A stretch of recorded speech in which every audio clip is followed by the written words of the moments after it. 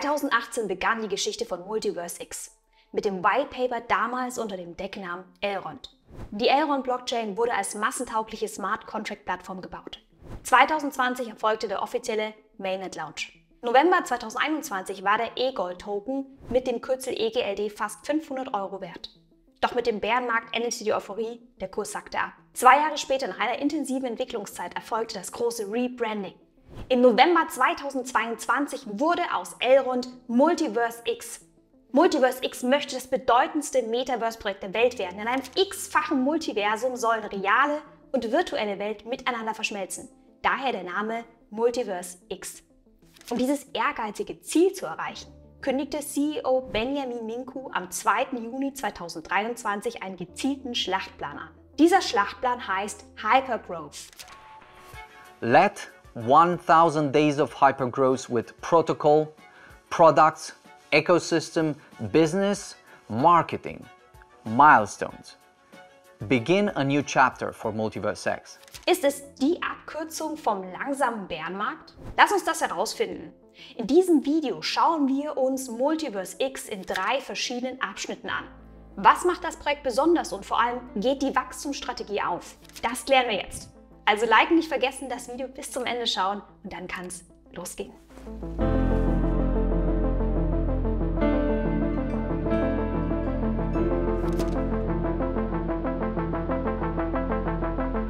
Hier siehst du die Multiverse X Ökosystem Map unterteilt in seine verschiedenen Sektoren. Zahlreiche Metaverse- und Gaming-Projekte, DeFi-Protokolle, NFT-Marktplätze und viele mehr gehören dazu. Zoomen wir rechts nach oben, erkennst du die Produkte und Dienstleistungen von Multiverse X. Alle mit dem X davor. Elrond brachte alte Produkte und Module mit. Die mussten irgendwie gemerged werden. Aus dem Maya Launchpad wurde X-Launchpad, was zur Startup-Finanzierung dient. Aus der Ad Astra Bridge wurde die X-Bridge. Die Brücke verbindet Multiverse X bisher mit Ethereum und der Binance Smart Chain. Aus UTrust und TwistPay wurde das neue Massenzahlungsnetzwerk X-Money. Wir sind der Schaffung eines nativ digitalen Zahlungsnetzwerks, das für die Masseneinführung bereit ist, nun einen Schritt näher gekommen. X-Money vereint einzelne Krypto- und Fiat-Finanzmodule auf einer Plattform und zählt sich als ein wichtiges Mitglied von Visa und Mastercard. Zum Stand des Videos bietet X-Money über 300.000 Nutzern über 35 verschiedene Währungen bzw. Zahlungsmethoden an.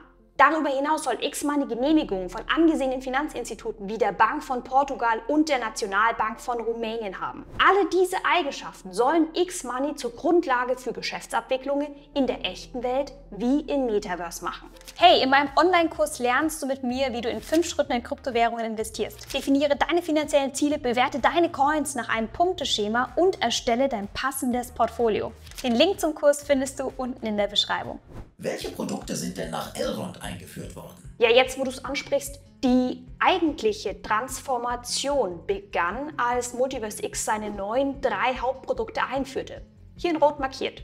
X-Fabric, X-Portal und X-Worlds sind die 3 neuen Tools hinter dem Rebranding, die alle darauf abzielen, Metaversum-Ersteller und Benutzer zu unterstützen. Die 3 Produkte im Einzelnen. X-Fabric ist ein modulares Web3-Betriebssystem für Entwickler, Marken, Regierungen und Unternehmen. Web3-Webseiten, digitale Sammlerstücke oder Event-Tickets können damit erstellt und angeboten werden. Bei dem zweiten Produkt, X-Portal, handelt es sich um eine Art gamifizierte Super-Payment-App mit zahlreichen Features. Ein Non-Custodial Wallet zum Beispiel, Peer-to-Peer-Chats, AI-generierte Avatare, eine Debitkarte und wenn du das Video schaust, gibt es wahrscheinlich schon wieder was Neues. Das dritte Produkt, X-World, ist ein interoperables Metaverse-Projekt. Zum Stand des Videos steht X-World kurz vor dem Release. With the click of a button, Welcome to the Metaverse. you are at the center of the discovery.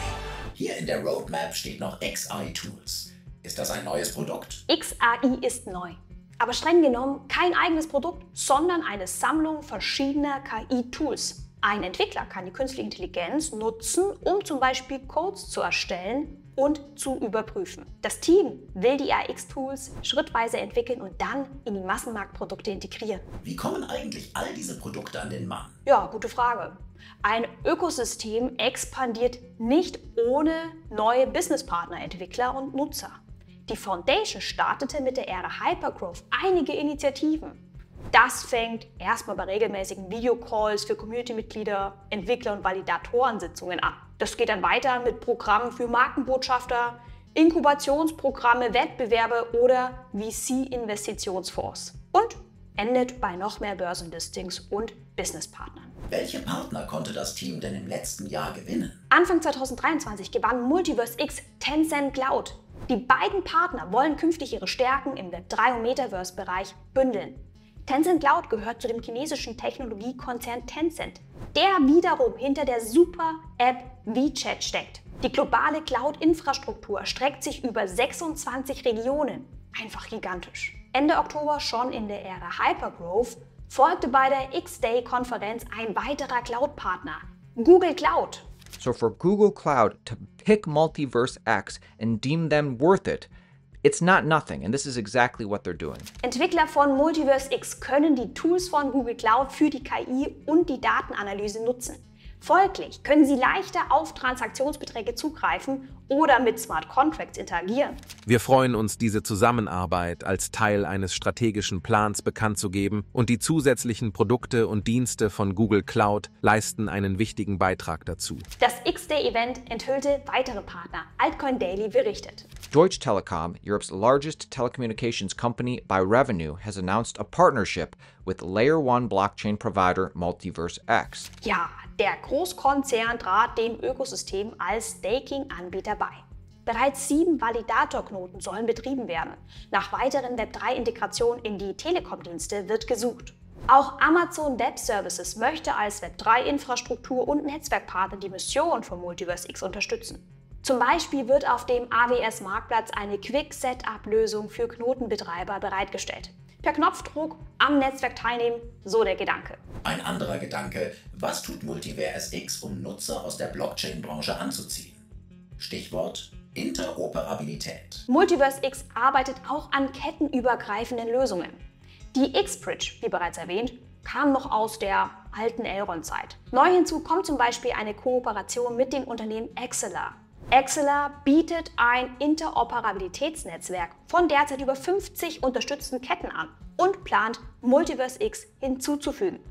Auf diese Weise werden zum Beispiel kettenübergreifende Swaps zwischen ERC20-Tokens und Multiverse X-Tokens möglich und neue kryptoaffine Menschen lernen den Multiverse X-Token-Standard kennen. Doch auch frische Menschen sollen Multiverse X kennenlernen. Es gibt 8 Milliarden Menschen auf der Welt und nur wenige 100 Millionen haben mit Blockchain und Krypto experimentiert. Es ist unsere Zeit, das zu ändern. Ja, und um das zu ändern, startete das Team 2023 eine globale Reichweitentour, um vor Ort auf Events zu sein, anstatt nur digital. Ob in Austin, Texas, Dubai oder Hongkong, China, völlig egal. Wenn die Menschen nicht zu Krypto kommen, kommt Krypto eben zu den Menschen. Schafft die Blockchain überhaupt so viele Millionen Nutzer? Ethereum oder Bitcoin können ziemlich langsam und teuer werden, wenn sie ausgelastet sind. Das wohl größte Steckenpferd war es damals schon und ist es heute noch: Vorteile bei der Skalierbarkeit. Das Team wirbt, Multiverse X habe die wahrscheinlich am meisten skalierbarste Blockchain-Architektur der Welt, gebaut für die Masse. Hier, diese Tabelle vergleicht Netzwerke wie Ethereum oder Solana mit Multiverse X. Im Moment schafft Multiverse X rund 30.000 einfache Transaktionen pro Sekunde mit Transaktionskosten unter einem Cent. Doch zukünftig sollen angeblich bis zu 100.000 Transaktionen pro Sekunde möglich sein. Das wäre mehr als Visa mit seinen 65.000 Transaktionen pro Sekunde schafft. Wie soll das gehen? Dank Sharding. Beim Sharding verteilt eine Blockchain seine Hauptlast, vereinfacht gesagt, in leicht verdauliche Happen auf weitere Ketten. Diese sogenannten Shards arbeiten parallel mit. In Summe wird das Netzwerk effektiver. Auch andere Blockchains setzen auf Sharding-Methoden. Avalanche hat Subnetze, Polkadot hat Parachains, Cardano führt die Partner-Chains ein, Ethereum führt das Dank-Sharding ein, auch Silica verwendet Sharding und vermutlich noch viele mehr. Was ist das Besondere am Sharding von Multiverse X? Berechtigte Frage. Mit Sharding steht Multiverse X nicht mehr alleine da. Vor ein paar Jahren war das vielleicht noch was Besonderes. Allerdings unterscheidet sich die Sharding-Methode. Silica braucht zum Beispiel einen Proof-of-Work-Mechanismus, um die Knoten im Netzwerk eindeutig zu identifizieren. Das ist aus Sicherheitsgründen gegen Hackerattacken nötig. Das Kernprotokoll von Multiverse X verwendet dagegen einen speziellen Staking-Mechanismus. Secure Proof of Stake heißt er. Und er wird kombiniert mit einem speziellen Sharding, dem adaptiven State Sharding. Mit dem adaptiven State Sharding sollen gleich 3 Sharding-Konzepte anstatt nur einem kombiniert werden. Das ist erstens das Netzwerk-Sharding, was die Knoten in Shards gruppiert. Und dann zweitens das Transaktions-Sharding, welches die Transaktionen den einzelnen Shards zuordnet. Und drittens das Status-Sharding, bei dem der Netzwerkstatus aufgeteilt wird. Alles an Daten wird aufgeteilt und dennoch bleibt es ein Einheitsbrei, ein Netzwerk. Die Shards können dynamisch je nach Anzahl der aktiven Netzwerkknoten und Bedarf neu organisiert werden. Daher der Name adaptives State Sharding. Ein weiterer Unterschied zu Netzwerken wie Ethereum ist der, dass die Netzwerkarchitektur im Vornherein fürs Sharding designt wurde. Bei Multiverse X existiert eine Metachain, welche die einzelnen Shards koordiniert. Daneben gibt es die Netzwerkknoten, die je nach Aufgabe aktiv oder passiv am Konsensus teilnehmen. Dazu zählen die aktiven Validatorknoten, passive Beobachterknoten, das sind die Observer, und die Fischer. Die Fischer fechten rechtswidrige Blöcke an, falls ein Validator seine Arbeit versäumt. Das zum Thema Blockchain-Technologie. Wir kommen zum EGLD-Token, auch E-Gold genannt. Ist die Kryptowährung tatsächlich wie Gold? Nein. Echtes oder physisch hinterlegtes Gold ist EGLD nicht. Aber dein Name wurde natürlich bewusst so gewählt, damit du automatisch ans echte Gold denkst. Kannst du dir viel leichter merken.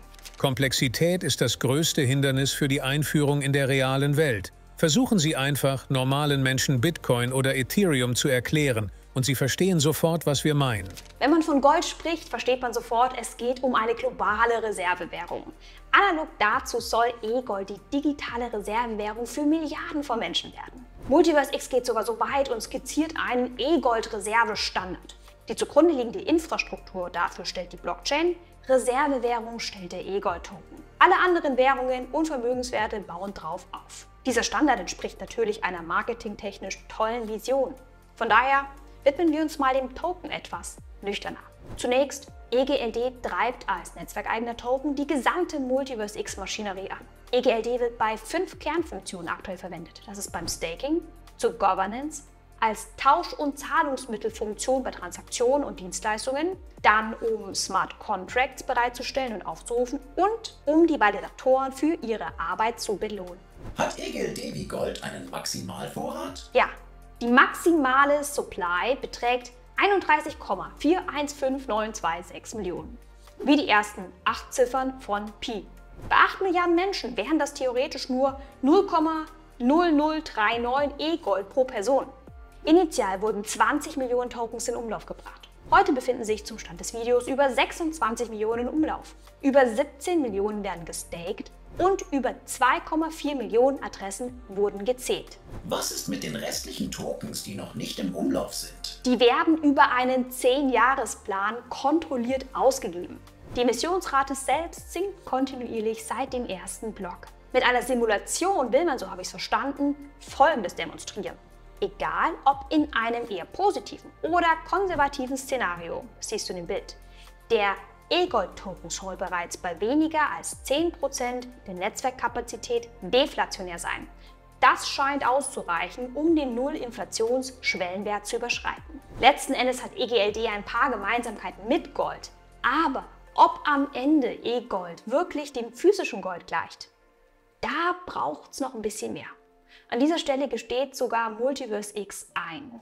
Jede Währung auf der Welt gilt als Wertaufbewahrungsmittel, wenn sie ihren relativen Wert über einen längeren Zeitraum zuverlässig beibehalten kann, ohne an Wert zu verlieren. Kommen wir doch mal zurück zur Anfangsfrage. Ist Hypergrowth die Abkürzung vom langsamen Bärenmarkt gewesen? Ich wollte wissen, wie erfolgreich dieser Schlachtplan wirklich ist und habe mir die ersten 180 Tage Hypergrowth angeschaut. Zuerst wollte ich wissen, wie sich die Nutzeranzahl mit dem Start der Wachstumskampagne verändert hat. Im Zeitraum vom 2. Juni bis zum 2. Dezember 2023 stieg die Gesamtnutzeranzahl von 2,25 Millionen auf ca. 2,45 Millionen an. Das entspricht etwa einem 8%igen Anstieg. Ist okay, würde ich sagen, aber jetzt nicht mindblowing. Spannend finde ich die Gesamtkurve seit Beginn der Aufzeichnungen 2020. Die Nutzeranzahl verzeichnet einen positiven Trend bei gleichbleibendem bzw. rückläufigem Preisverlauf im Bärenmarkt. Zoomen wir rein in den Hypergrowth-Zeitraum. Am 2. Juni war EGLD 34,50 € wert. Zwischenzeitliche Tiefstwerte rund um 21 € folgten im September. Am 2. Dezember betrug der Preis rund 42 €. Hättest du jetzt nur am 2. Juni EGLD gekauft und am 2. Dezember verkauft, dann wäre das ein Gewinn von rund 21% gewesen. Im Vergleich, hättest du Bitcoin am 2. Juni gekauft und am 2. Dezember verkauft, dann hättest du ein Plus von 42% gemacht, bedingt durch den starken Oktober und November. Legt man zu guter Letzt die Kurven von EGLD und Bitcoin aufeinander, dann erkennt man zwei Dinge. Das erste ist, dass der Preis von EGLD mit dem Bitcoin-Preis um einen bestimmten Faktor korreliert, wie es viele Altcoins tun. Der Hypergrowth-Effekt in Summe war bis zum Stand des Videos keine Abkürzung durch den Bärenmarkt. Das zweite, was auffällt, ist, dass EGLD erst Ende Oktober das klaffende Loch aufholte und sich ab da wieder der Bitcoin-Kurve annäherte. Das war genau der Zeitraum, als Ende Oktober die X-Day-Events stattfanden. Hier gab es tatsächlich einen kurzfristigen Hypergrowth-Effekt. Gute News beflügelten die Anleger. Ich finde, das ist ein gutes Beispiel dafür, dass der wahre Wert eines Tokens häufig nicht dem Marktpreis entspricht. Manchmal wird er überschätzt und übergekauft, manchmal unterschätzt und überverkauft. Schlussendlich, die Reise von Elrond zu Multiverse X löste viel Veränderung aus. Das Netzwerk bewegt sich, ob die Nutzer das wertschätzen und wie sehr sich dadurch der Preis bewegt, das müssen wir erstmal noch abwarten. In mehr als 2 Jahren, wenn 1000 Tage Hypergrowth enden, wissen wir vermutlich mehr. Now is our time. There are no shortcuts and no excuses. Die Uhr tickt. So Multiverse X makes my list. My question is, does Multiverse X make your list? Ja, kommt Multiverse X auf deine Liste in dein Portfolio? Schreib uns doch gerne einen Kommentar. Ansonsten war es das zu Multiverse X. Weitere spannende Projekte findest du zum Beispiel zu Cardano oder Solana. Schau dich einfach um. Bis dahin, sei von Krypto fasziniert. Ich freue mich auf dich. Bis zum nächsten Mal. Tschüss. Brachte alte Produkte und Boden. Das dritte Produkt, Quickset-Ablösung für Knotenbereit. Das wohl größte Steckenpferd war das Netzwerk-Sharding, was die Knotens